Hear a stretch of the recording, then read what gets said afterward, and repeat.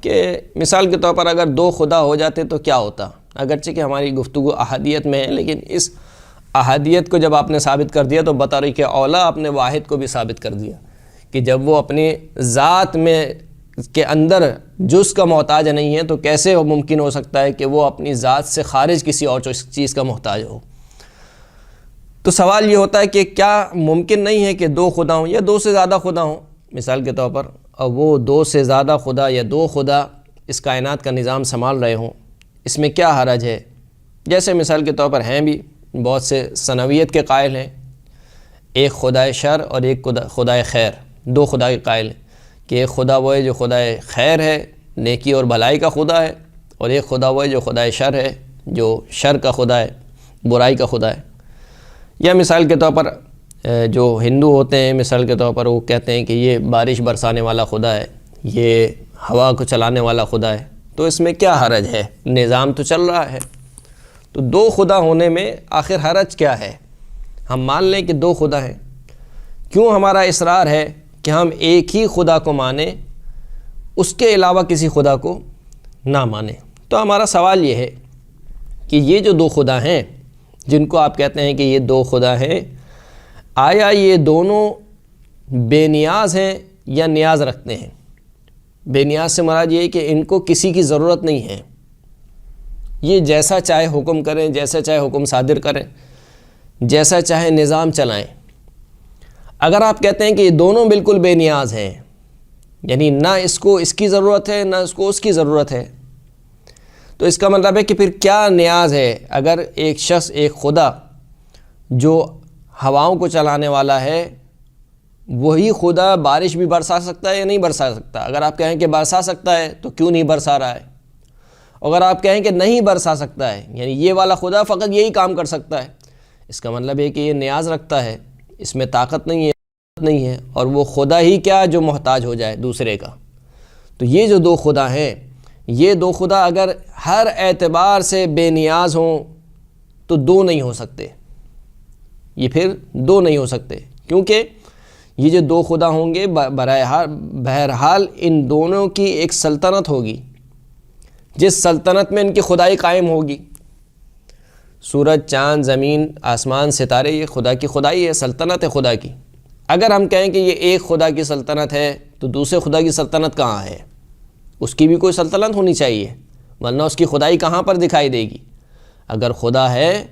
کیونکہ خدا کمال مطلق ہے، تو اس کمال کا اظہار ہونا چاہیے، ظہور ہونا چاہیے، جیسے کہ خدا کا جو کہ کمال مطلق ہے اس کا ظہور اسی چاند ستاروں کے ذریعے سے کہ خدا نے اپنی قدرت کا اظہار کیا ہے۔ تو اگر دو خدا ہیں تو اس کا مطلب ہے کہ دونوں خدا کی قدرت کا ظہور ہونا چاہیے، اور اگر دونوں بالکل مستقل ہیں، جو نہیں ہو سکتے، یعنی عقلاً محال ہے کہ دو خدا ہوں اور دونوں ہر اعتبار سے بالکل مستقل ہوں، تو یہ نظام نہیں چل سکتا۔ اور اگر آپ کہیں کہ نہیں دونوں مستقل نہیں ہو سکتے ہیں، تو اس کا مطلب ہے کہ پھر ایک ہی خدا ہے، جو مستقل نہیں ہے وہ خدا نہیں ہو سکتا، جو اپنے کاموں میں محتاج ہے یا اپنے ارادے میں محتاج ہے یا اپنے کسی حکم کو نافذ کرنے میں کسی کا محتاج ہے، محتاج شے خدا ہو ہی نہیں سکتی۔ خدا نام ہی اس چیز کا ہے جو ہر اعتبار سے بے نیاز ہو۔ یا ایھا الناس انتم الفقراء الی اللہ واللہ هو الغنی الحمید، اے لوگو تم سب کے سب اللہ کے محتاج ہو، اور فقط اللہ ہے جو بے نیاز ہے اور صاحب حمد ہے، حمد والا ہے۔ تو دو خدا یوں نہیں ہو سکتے کہ یا تو ہمیں یہ ماننا پڑے گا کہ دونوں بالکل مستقل ہیں، یا پھر ہمیں یہ ماننا پڑے گا کہ دونوں بالکل مستقل نہیں ہیں۔ اگر دونوں مستقل ہوں تو یہ عقلاً محال ہے کہ دونوں بالکل مستقل ہوں، تو اس کا مطلب ہے کہ دونوں کی خدائی ہمیں دکھنی چاہیے، دونوں کے نظام ہمیں دکھنے چاہیے۔ اتفاق سے یہی سوال کسی نے امام رضا علیہ السلام سے کیا، اور کہنے والے نے کہا کہ فَلِمَا وَجَبَ عَلَيْهِمُ الْإِقْرَارُ وَالْمَعْرِفَةُ بِأَنَّ اللَّهَ وَاحِدٌ أَحَدٌ، پس کیوں واجب ہے لوگوں کے اوپر کہ وہ اس بات کا اقرار کریں اور اس بات کی معرفت رکھیں کہ اللہ واحد اور احد ہے، یعنی ایک یکتا اور تنہا خداوند کریم ہے، اس کے علاوہ اور کوئی خدا نہیں ہے۔ امام نے فرمایا لعللن، اس کی بہت سی علتیں ہیں، بہت سی وجوہات ہیں اس کے اوپر، بہت سی دلیلیں ہیں۔ 3 دلیلیں یہاں پر امام نے پیش کی۔ پہلی کیا ہے؟ پہلی دلیل یہ ہے کہ لو لم یجب ذلک علیہم لجاز لہم ان یتہموا مدبرین او اکثر من ذلک او جاز ذلک لم وَإِذَا جَازَ ذَلِكَ لَمْ يَحْتَدُوا إِلَى الصَّانِعِ لَهُم مِّن غَيْرِهِ۔ اگر مان لیا جائے کہ 2 خدا ہیں، 2 خدا ہیں، اس کا مطلب کیا ہے کہ 2 ہستیاں ہیں جو نظام کو چلانے والی ہیں، مدبرین یعنی 2 تدبیر کرنے والے، 2 نظام کو چلانے والے، یا 2 سے زیادہ مثال کے طور پر۔ اور اگر یہ تصور کر لیا جائے کہ 2 سے زیادہ، 2 یا 2 سے زیادہ مثال کے طور پر نظام کو چلانے والے ہیں، تو اب جو میں نماز کے لیے کھڑا ہو رہا ہوں کس کی عبادت کر رہا ہوں؟ پہلے والے کی، دوسرے والے کی، تیسرے والے کی یا چوتھے والے کی؟ مجھے معلوم ہی نہیں ہے میں کس کی عبادت کر رہا ہوں۔ کہ پہلے اگر میں کہا جائے کہ نہیں عبادت تمہیں پہلے والے کی کرنی ہے لیکن خدا 3 ہے، تو اس کا مطلب یہ کہ عبادت فقط ایک خدا کی ہو رہی ہے، دوسرے 2 خدا کی عبادت نہیں ہو رہی، تو اس میں ان کی نافرمانی ہو رہی ہے، اس کا مطلب ہے،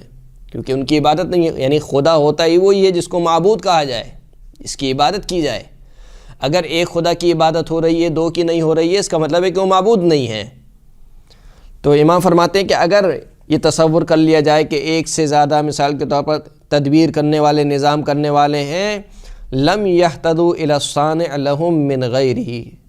تو جو ان کو خلق کرنے والا ہے اس کی طرف ہدایت نہیں پا سکتے۔ کیسے ہدایت نہیں پا سکتے؟ لأن کل انسان منہم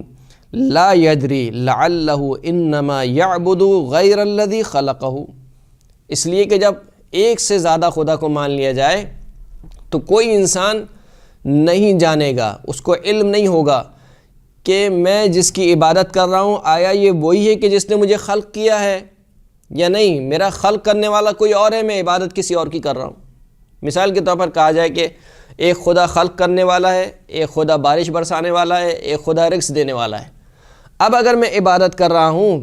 تو آیا میں اس کی عبادت کر رہا ہوں جس نے مجھے خلق کیا ہے یا نہیں، میں کسی اور کی عبادت کر رہا ہوں؟ نہیں معلوم ہوگا۔ وَيُطِيعُ غَيْرَ الَّذِي أَمَرَهُ، اور وہ اطاعت کرے گا، وہ نہیں جان سکتا ہے کہ آیا وہ ایسے خدا کی اطاعت کر رہا ہے کہ جس نے اس کو حکم دیا ہے یا نہیں کسی اور خدا کی اطاعت کر رہا ہے۔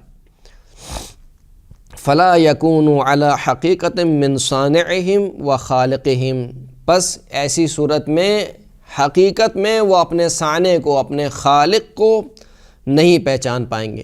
وَلَا يَثْبُتُ عِنْدَهُمْ أَمْرُ آمِرٍ وَلَا نَهْيُ نَاهٍ، اس صورت میں ان کے نزدیک کسی حکم دینے والے خدا کا حکم ثابت نہیں ہوگا اور کسی خدا نہیں کرنے والے خدا کی نہیں ثابت نہیں ہوگی۔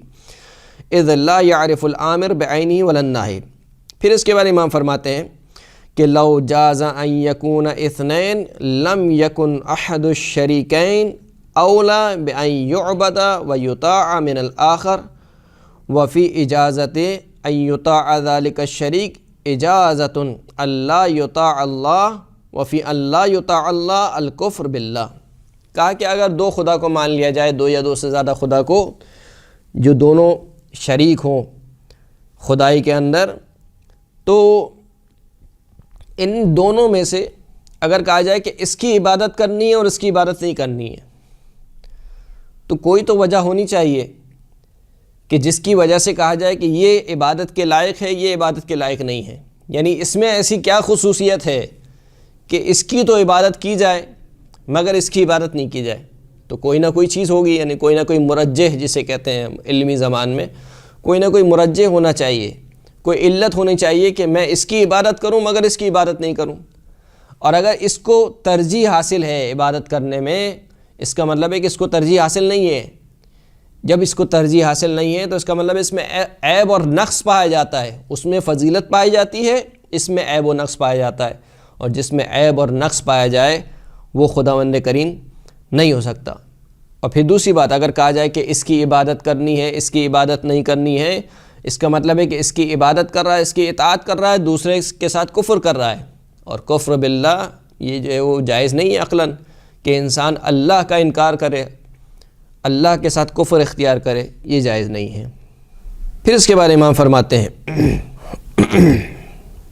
اگر انسان ایک خدا کی عبادت کرے، اس کا مطلب ہے کہ ایک خدا کے نظام کو لے رہا ہے، اس کی کتابوں کو لے رہا ہے، اس کے رسولوں کو لے رہا ہے، اس نے جس بات کو ثابت کیا ہے اس کو لے رہا ہے، اس نے جس بات کو حرام قرار دیا ہے اس سے رک رہا ہے، لیکن دوسرے خدا کے نظام کو نہیں لے رہا، دوسرے خدا کے حلال و حرام کو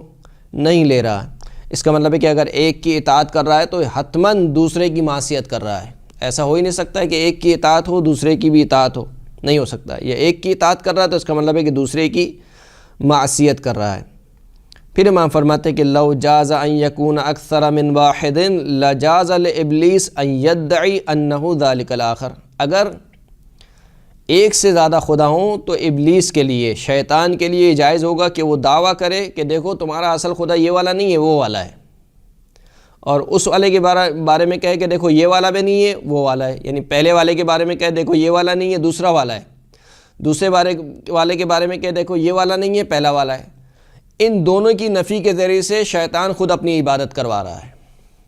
تو ایسا بھی ممکن نہیں ہے۔ جو شیطان انکار کر رہا ہے وہ ایک ہی خدا کا انکار کر رہا ہے، وہ یہ نہیں کر رہا کہ مثال کے طور پر 10-12 خدا ہیں۔ شیطان نے یہ نہیں کہا کہ بارش برسانے والے خدا کا انکار کرو،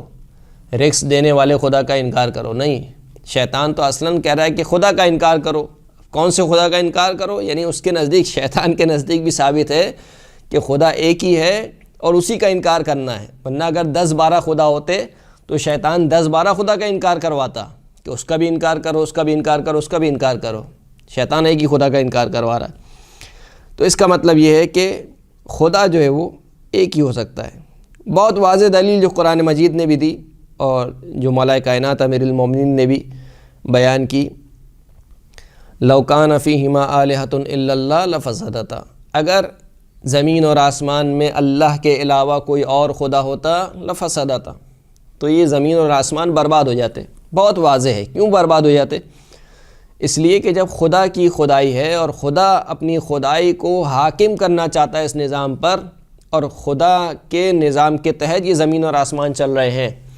تو اگر کوئی دوسرا خدا ہوتا تو یقیناً وہ اپنے نظام کو، اپنی خدائی کو ظاہر کرنا چاہتا۔ ایک خدا کہتا ہے کہ مثال کے طور پر آج یہاں پر سورج نکلے گا، دوسرا کہتا ہے نہیں وہاں پر سورج نکلے گا۔ ایک خدا کہتا ہے کہ مشرق سے سورج نکلے گا، دوسرا کہتا ہے کہ نہیں مغرب سے سورج نکلے گا، ایک کہتا نہیں شمال سے نکلے گا، ایک کہتا نہیں جنوب سے نکلے گا۔ تو ایسی صورت میں ہوتا کیا، نظام دھرم برہم ہو جاتا۔ یعنی اس کائنات کا نظام جب ہم دیکھتے ہیں تو ایک نظام کے تحت یہ کائنات چل رہی ہے، اس کا مطلب ہے کہ اس نظام کو تدبیر کرنے والا، چلانے والا کوئی ایک خدا ہے جو اس نظام کو چلا رہا ہے، جس کی قدرت سے نظام چل رہا ہے۔ اگر ایک کے علاوہ اور کوئی خدا ہوتے، بہت سارے خدا ہوتے، تو یقیناً وہ اپنی خدائی کا اظہار کرتے اور ان کا بھی نظام ہوتا۔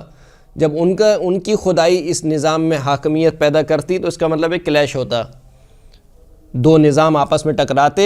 ٹکرانے کے نتیجے میں کیا ہوتا، زمین اور آسمان تباہ ہو جاتے۔ اسی بات کو مولا کائنات نے نہج البلاغہ میں بیان کیا، وَاعْلَمْ أَنَّهُ لَوْ كَانَ لِرَبِّكَ شَرِيكٌ لَأَتَتْكَ رُسُلُهُ وَلَرَأَيْتَ آثَارَ مُلْكِهِ وَسُلْطَانِهِ وَلَعَرَفْتَ صِفَتَهُ وَفِعَالَهُ وَلَكِنَّهُ إِلَٰهٌ وَاحِدٌ، کہ اے میرے بیٹے اگر تیرے رب کا کوئی شریک ہوتا تو اس کے بھی رسول آتے، اس کی بھی کتابیں آتی اور اس کی ملکیت کے آثار ظاہر ہوتے، اس کی خدائی ظاہر ہوتی اور اس کی سلطنت ظاہر ہوتی،